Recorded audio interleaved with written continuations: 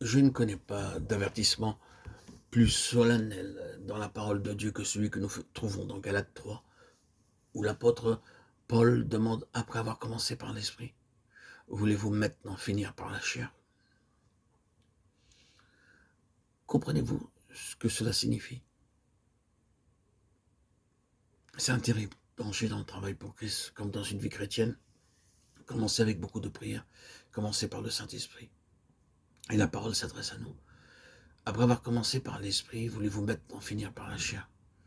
Dans les premiers temps de notre impuissance et de nos perplexités, nous avons beaucoup prié et Dieu a répondu.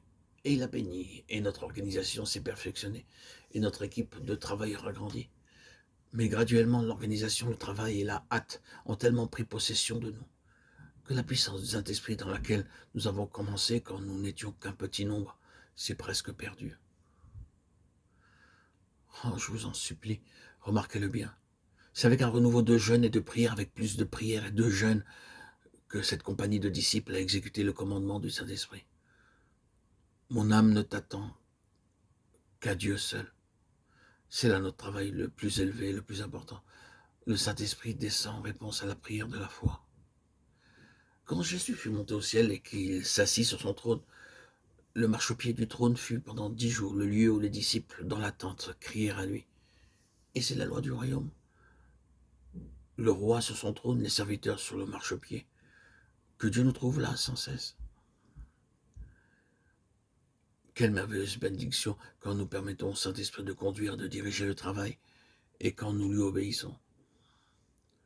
Vous connaissez l'histoire de la mission pour laquelle Barnabas et Saül furent envoyés? Vous savez quelle puissance il y avait avec eux? Le Saint-Esprit les avait envoyés, et ils allèrent de lieu en lieu et reçurent de grandes bénédictions. Le Saint-Esprit était celui qui les conduisait. Vous vous souvenez comment ce fut par l'Esprit que Paul fut empêché de retourner en Asie et qu'il fut conduit en Europe? Oh, quelle bénédiction reposait sur ce petit groupe d'hommes et sur leur service pour le Seigneur. Je vous en prie, apprenons à croire que Dieu a une bénédiction pour nous. Le Saint-Esprit, dans les mains duquel le Seigneur a placé le travail, a été appelé le pouvoir exécutif de la Sainte Trinité. Le Saint-Esprit n'a pas seulement la puissance, mais il est l'Esprit d'amour. Il se meut sur ce sombre monde. Il se meut sur notre pays et sur chaque sphère de travail. Il est désireux de bénir.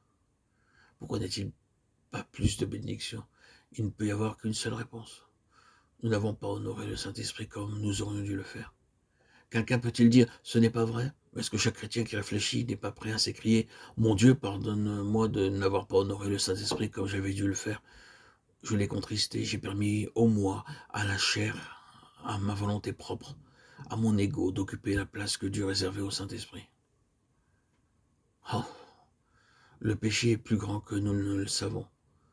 Quoi d'étonnant qu'il y ait tant d'échecs et de faiblesses dans l'Église de Jésus-Christ aujourd'hui.